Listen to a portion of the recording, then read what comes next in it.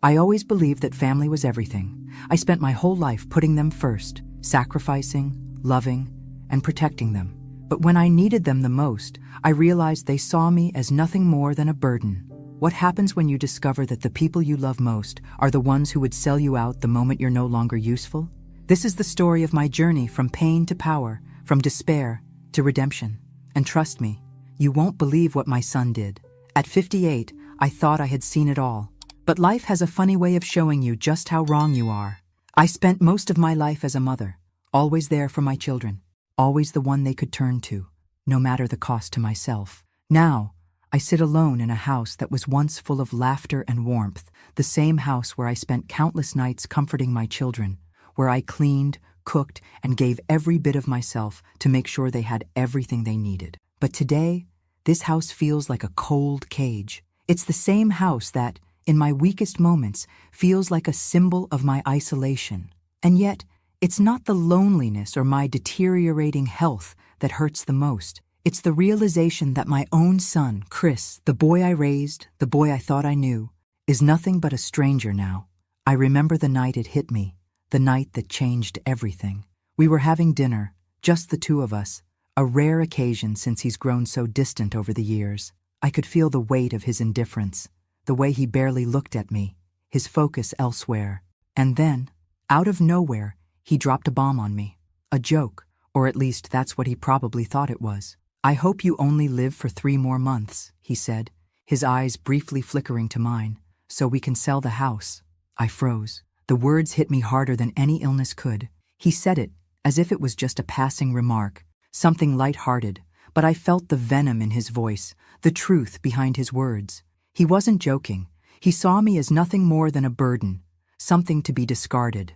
For the first time, I understood how little I mattered to him. The pain wasn't just physical. It was emotional, a gut punch that made my chest tighten. I had spent so many years sacrificing for him, for my family, and this was the gratitude I got in return? I remember looking at him, struggling to keep my composure. But inside, everything shattered. I didn't even know what to say. How could I? His words spoke volumes about how he really felt. He was already planning to move on without me, and I hadn't even realized it until that moment. I spent the rest of that night staring at the walls of the house, feeling the weight of my decisions, my life bearing down on me. My health was failing, that much I knew. The doctor had confirmed that my illness was serious, but it wasn't the illness that terrified me anymore. It was the thought of what would happen to me when I was gone. Chris, the child I loved more than anything, was ready to walk away from me, just like that. As the days passed, I began to see things differently. It wasn't just his cruel words that stung. It was everything leading up to that moment. The years of emotional neglect, the slow fading of his interest in me, the way he'd always take, never give. For so long, I had thought he would come around, that things would get better. But now, I could see it clearly. He wasn't coming back. Not for me, not for anything. I started to realize that the life I'd built for him, for us, wasn't mine anymore. It was just a reminder of everything I'd sacrificed for a family that never appreciated it. And what did I have to show for it? A disease that seemed to get worse every day, and a son who couldn't even pretend to care. But something inside me shifted in that moment. I wasn't just going to sit by and let him sell the house I had worked so hard for. No, I would make him see what he had done. I would make him regret ever treating me like this. He wanted me gone? Fine. I'd give him exactly what he asked for, only not in the way he thought. I sat there, in that empty house, with the weight of the world on my shoulders, but a plan starting to take shape in my mind. I wasn't going to let him take everything I had built without a fight. Not this time. Not anymore. And so began the beginning of something far more than just a fight for a house. It would become a fight for my dignity, my self-respect, and for everything he thought he could take from me. But, as I would soon discover, the most dangerous games are the ones you play with your own family. The days after that dinner felt like a blur. I went through the motions, doing what I always did, cooking, cleaning, pretending to be fine. But every moment was clouded by the thought of Chris's words. They echoed in my head, louder with each passing day. "I hope you only live for 3 more months. The sharpness of his voice still stung, and the cruel indifference behind those words made me sick. At first, I tried to dismiss it, telling myself it was just a thoughtless comment. But deep down, I knew better. His behavior over the last few years had been slowly chipping away at the bond we once shared. He used to be the little boy who would crawl into my lap after school, his face bright with excitement as he told me about his day. He used to care about my opinions, about my well-being. Now he barely spoke to me unless it was about the house. I didn't even recognize him anymore. I spent my days in this house that used to be full of life, but now the silence weighed heavily on me. There was no laughter, no talking, just the sound of the clock ticking away the minutes, reminding me of the time I didn't have left. I had always taken care of everything. I was the glue that held the family together, or at least I had been. Now, I was nothing more than a shadow in my own home, invisible, fading into the background. As the weeks went by, my health worsened. The doctors told me there was nothing they could do. It wasn't cancer, but whatever I had, it was eating away at me. I was exhausted all the time. I couldn't even walk up the stairs without feeling winded, but it wasn't the physical pain that hurt most. It was the emotional weight of everything. The loneliness was suffocating. I would catch myself looking out the window, hoping for something to break the monotony, but nothing ever did. Chris never came by to check on me. He wasn't interested in hearing about my doctor's appointments or how tired I felt. He didn't care about me at all. Instead, he was out there, somewhere, making plans. Plans that didn't involve me. Plans that involved selling the house, our house, the one I had raised him in, the one I had worked my fingers to the bone for. And there I was, stuck in it, feeling like I was already dead. I couldn't get the image out of my head. Chris, walking through this house with a buyer, discussing how much they could get for it, laughing about how easy it would be to sell once I was gone. I wondered how long he'd been planning this. Had he been thinking about selling it even before my illness? Or did my declining health just give him the excuse he needed? I could feel the walls closing in on me. The house that once felt like a sanctuary now felt like a prison. It was the place where I'd raised my children, but now it was just a reminder of everything I had given up and everything I had lost. I had always believed that family came first, that no matter what happened, we would always have each other. But now I could see clearly that the only thing Chris cared about was himself. He had made it obvious with his cruel joke, and now I knew he was just waiting for me to die so he could cash in on my passing. I felt sick to my stomach, but that's when something inside me snapped. No longer would I let myself be treated like this. No longer would I let him have what I had worked so hard for, not without a fight. I wasn't going to die in this house without making sure that Chris would feel the weight of his actions. I had spent my whole life giving everything for him, and now he wanted to sell the one thing that had always been mine. Our home, our memories. He thought he could simply dispose of me, like I was nothing. But I wasn't nothing. I was Linda, his mother, and I wasn't going to let him get away with it. I had a plan now, a quiet, calculated plan. It wasn't going to be messy.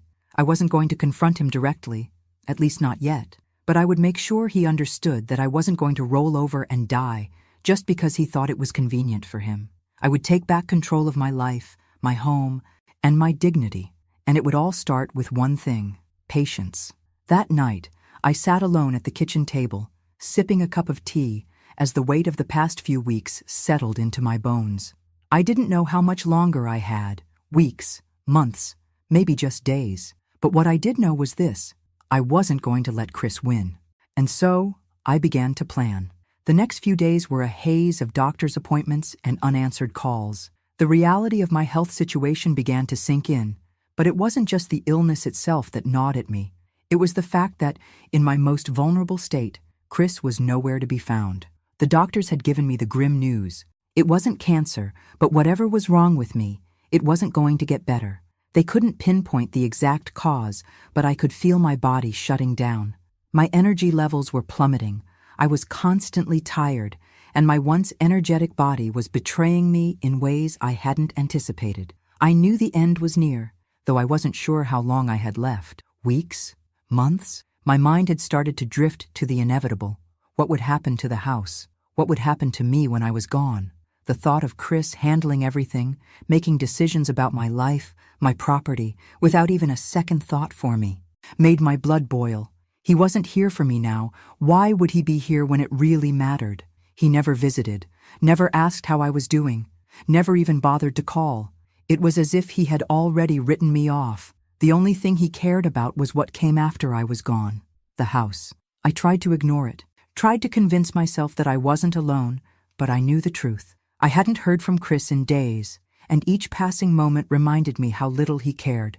I'd always prided myself on being a mother who was there, who cared, who listened, who sacrificed. But Chris, my only son, had been too wrapped up in his own life to notice mine was slipping away.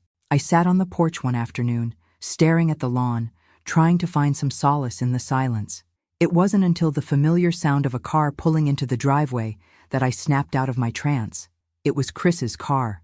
He got out, looking as distant as ever, his phone glued to his hand. He walked right past me without even acknowledging my presence. "Chris," I called weakly, my voice trembling as I tried to get his attention.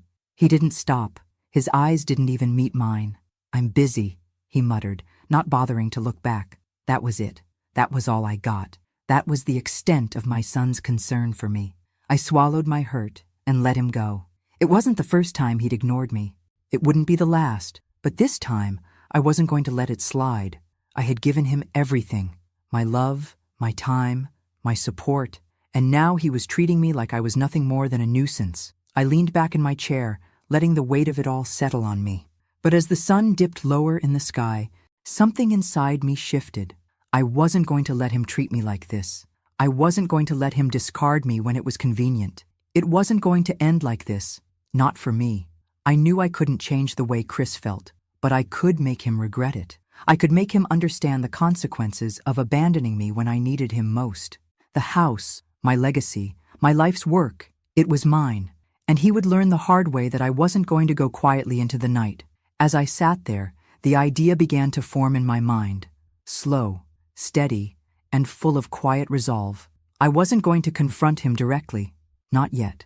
I needed to bide my time. I needed to gather my strength and make sure every step I took was calculated. Chris thought he had the upper hand, but he didn't know what was coming. I wasn't just going to fight for the house. I was fighting for my dignity. I was fighting for my place in this world, and Chris was going to learn what happens when you underestimate your mother. The next few weeks were an exercise in patience, an almost unbearable waiting game. I made sure to keep up appearances, to let everyone, including Chris, believe I was weak, that I was losing my grip on reality, that I had no fight left in me. It wasn't hard. I had years of practice at being the quiet, supportive mother who never asked for anything. But behind the facade, I was gathering everything I needed. I began reviewing the papers I had around the house, bank statements, insurance documents, everything I could find. My fingers shook as I sifted through the clutter, trying to make sense of it all. I had to be careful, precise. It was clear Chris hadn't been thinking of me at all. But I wasn't just going to let him take the house, not without making him face the consequences of his actions. I found the sale agreement, the one where Chris had already signed off on selling the house to a buyer I'd never met. I stared at the paper for what felt like an eternity. It wasn't official yet, but it might as well have been. The house, my home, the place where my children grew up, it was already being sold behind my back. It hit me like a wave. Chris had already assumed I was done for. He'd already made his plans, thinking I was too weak to fight back. I balled up my fists, a surge of energy rushing through me. No, this wasn't how it was going to end. I wasn't going to let him take this from me, from the family we used to be. I wasn't done yet.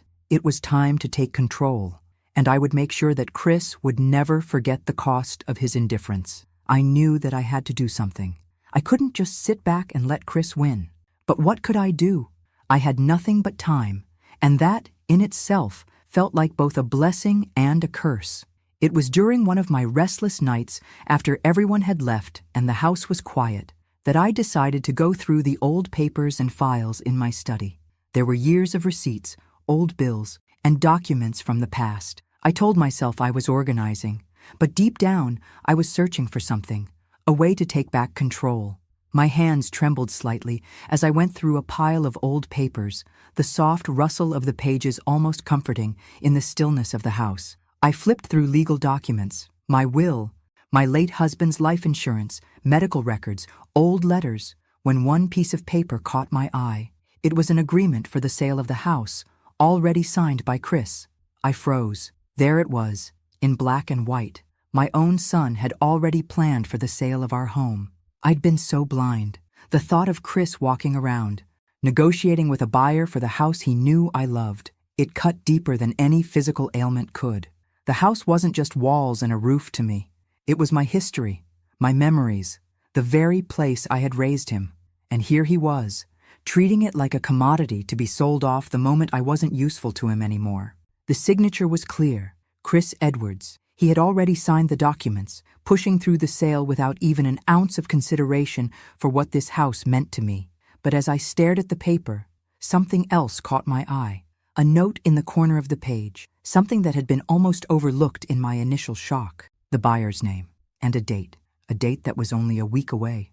I stood up, my heart pounding in my chest. I could feel the cold rush of anger creeping up from my stomach, rising like an uncontrollable fire. My hands shook as I traced the name of the buyer, someone I had never heard of. How could Chris have made such a decision without consulting me? How could he have believed that he had the right to sell our home without even talking to me? I had never felt so betrayed. He had already planned my departure, and I hadn't even been given the chance to say goodbye. But that wasn't the worst part. The worst part was that Chris had underestimated me. He thought I was too weak, too fragile to notice. He thought he could get away with it without facing any consequences. The realization hit me like a punch in the gut. He hadn't just been planning to sell the house. He was waiting for me to die, for me to just disappear. And when I was gone, he would move on, free to do whatever he wanted, without a second thought for me. I had been nothing but an obstacle to him, something to be discarded when the time came. I couldn't let this happen. I couldn't let Chris erase me from this house, from my legacy, just like that. I sat down at my desk, the weight of it all crashing down on me. The pain, the betrayal, the loneliness, it was unbearable. But there was something else stirring inside me. A fire that had been dormant for years, something that had been buried under layers of pain and neglect, was starting to rise. I would make him pay for this. I couldn't confront him just yet. I knew I had to play my cards carefully. But I had to act fast. My mind raced as I started to think through the details. I couldn't just let Chris walk away with everything. I needed a plan. And it needed to be one he would never see coming. There was no room for mistakes. I had to be precise. He had no idea what I was capable of, but he would find out soon enough. I stood up from the desk, clenching my fists. I was done being the victim. Chris had made a grave mistake, and now it was time for him to feel the consequences. The next morning, I began making calls, quietly, without letting anyone know what I was planning. I reached out to my lawyer, a woman I had trusted for years but hadn't needed to speak to in quite some time. I asked her to look over the paperwork for me, to find anything that might be useful. She agreed without asking too many questions, sensing the urgency in my voice. I also began to dig into the legalities of the house's sale. Was it too late for Chris to back out? Had he truly made it impossible for me to stop the sale?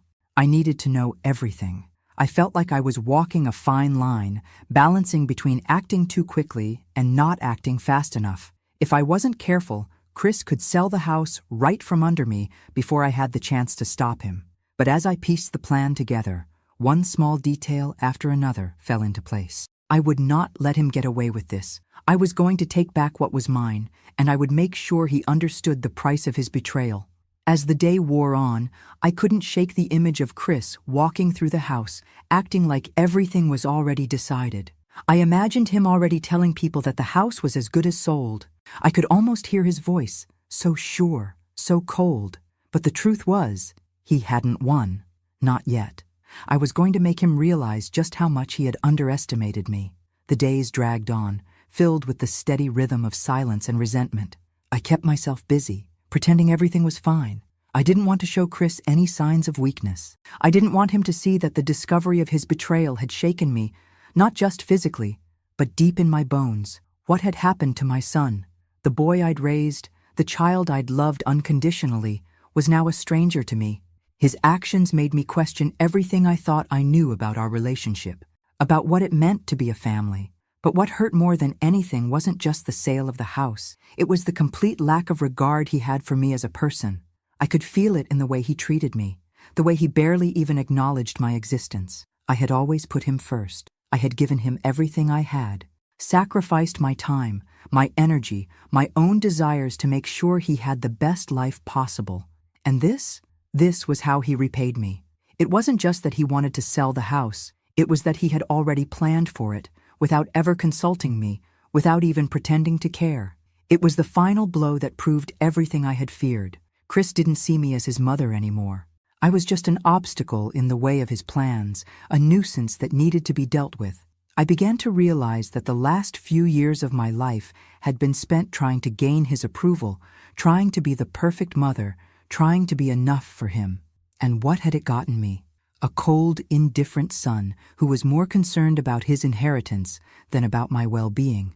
It was like I didn't even exist in his eyes, except as a way to get what he wanted. I started to question everything. Had I done something wrong? Was there a moment when I had failed him? Had my love and care somehow been not enough? Or was he just always this way, only now revealing his true nature? It was impossible to know, but one thing was clear. I couldn't trust him anymore.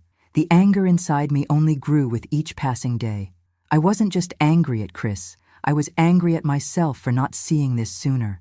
How had I missed the signs? How had I let myself get to this point?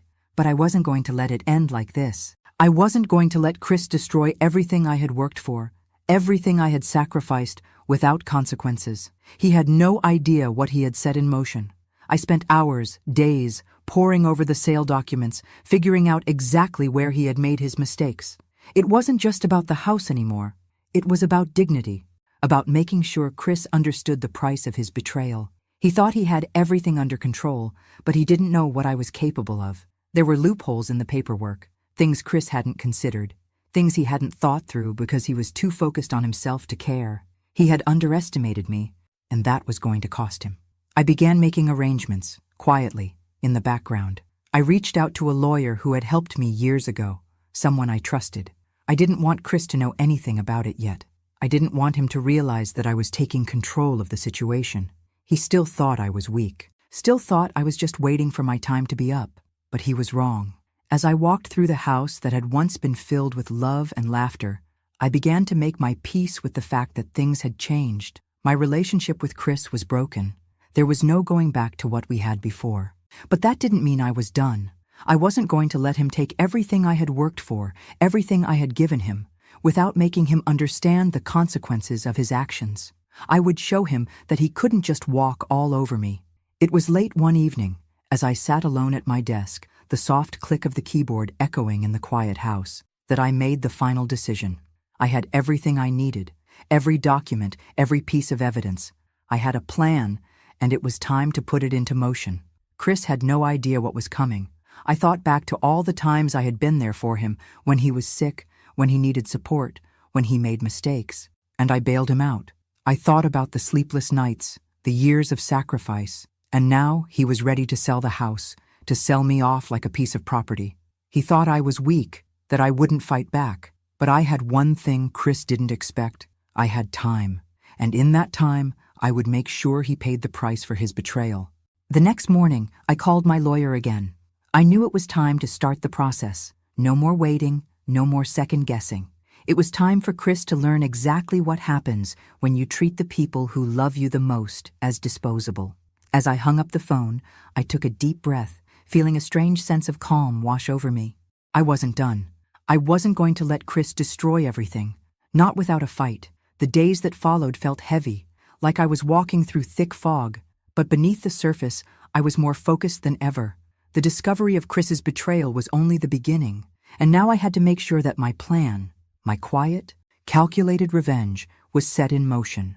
I had spent years being the supportive, selfless mother, always the one to give, to nurture, to put my family's needs above my own. But now, in this moment of weakness, it was time for me to reclaim what was mine. It was time for Chris to understand the cost of his selfishness. I couldn't afford to confront him just yet. I needed to stay hidden, to stay calm. If I acted too quickly, too visibly, he would see me coming, and that was the last thing I wanted. The longer I could keep him in the dark, the better my chances were. So, I kept the charade up, pretending to be the mother he expected. Fragile, weak, a mere shell of the woman I used to be. I started by gathering everything I could. I combed through the sale documents, looking for any mistakes Chris might have made. His arrogance had clouded his judgment.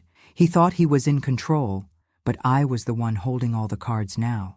I had legal loopholes, I had paperwork, and most importantly, I had time, something Chris thought he had the luxury of, but he didn't. I called my lawyer again, making sure she understood the urgency of the situation. I couldn't afford any delays. She was quiet for a moment, then gave me the advice I needed to hear.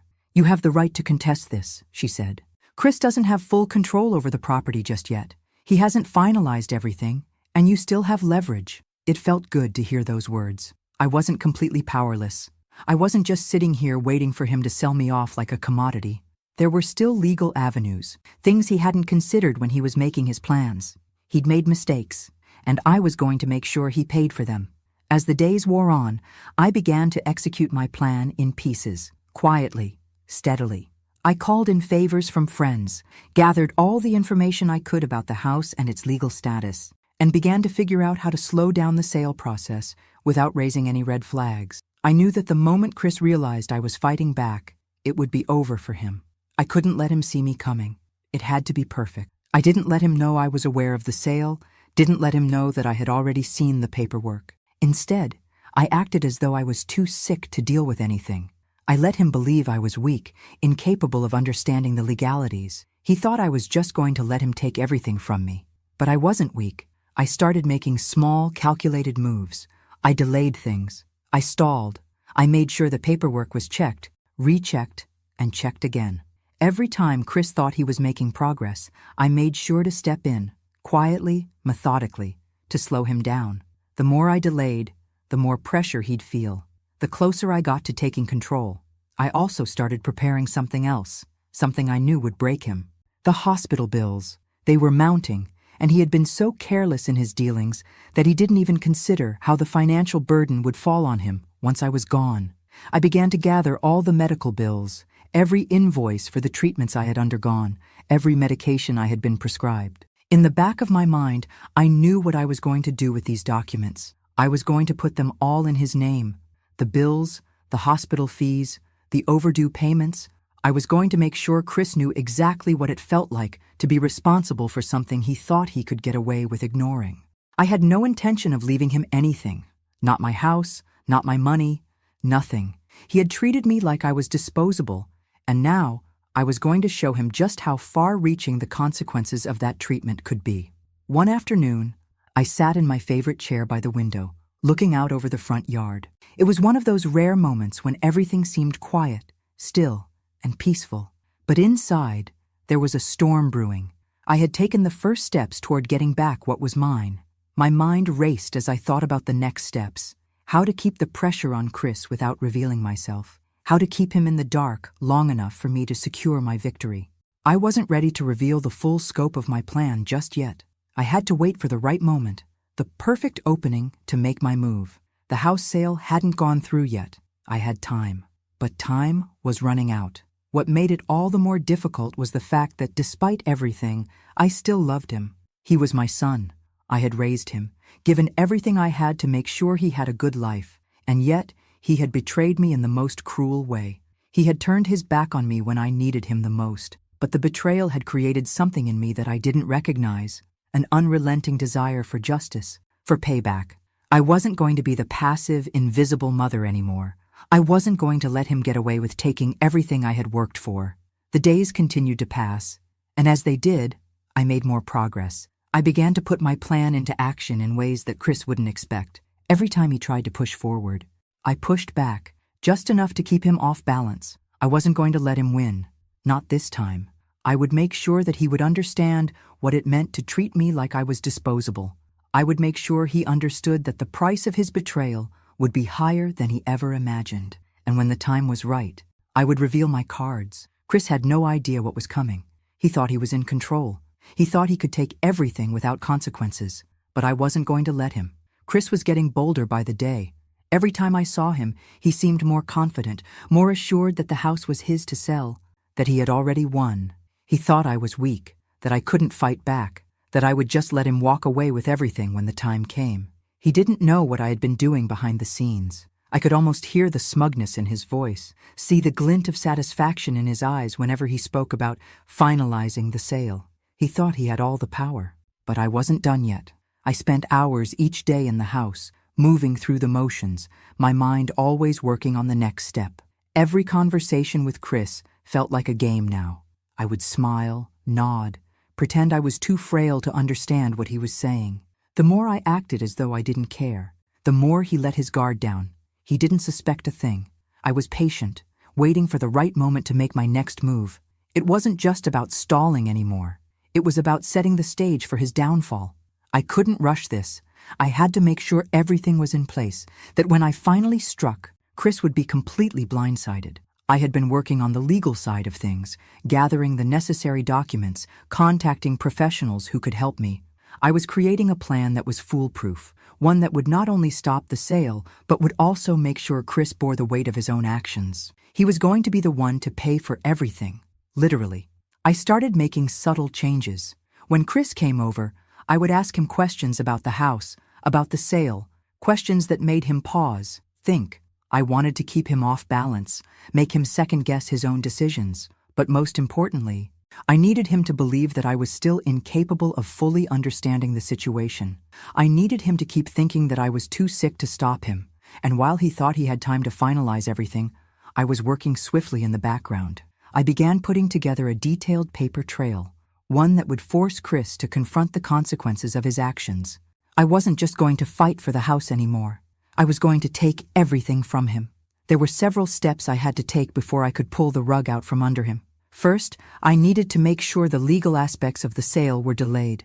I had to find a way to ensure that Chris couldn't finalize anything without running into complications. I reached out to my lawyer again, and we began to find ways to tie up the paperwork. The sale wasn't finalized, not yet, and I was going to make sure it stayed that way. At the same time, I began to prepare the final blow, putting the hospital bills in Chris's name. This was the moment that would bring everything together. The house, the bills, the consequences of his actions. He had underestimated me for far too long, but now I was going to make him understand what it meant to treat me like I was invisible. I started the process of transferring everything into his name, small debts at first, just enough to draw attention.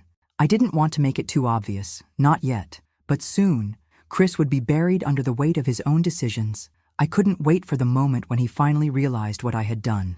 As the days passed, I could feel the tension building. Every conversation with Chris was a calculated move. He didn't know it, but he was playing right into my hands. I could see the stress beginning to creep into his face. The more I delayed things, the more pressure he started to feel. He thought everything was moving according to his plan, but the cracks were starting to show. He couldn't see it yet, but his world was about to crumble. Each time I spoke with him, I could sense his frustration growing. I could see his patience running thin. He was losing control, and I was gaining it. And the best part? He still didn't know that I was the one pulling the strings. I had made sure to manipulate the circumstances just enough to keep him from advancing. But I wasn't done yet. There was one more step I had to take, something that would shift the power completely in my favor. Chris had no idea what was coming. One night, I sat in the kitchen, the soft hum of the refrigerator in the background as I reviewed everything I had done.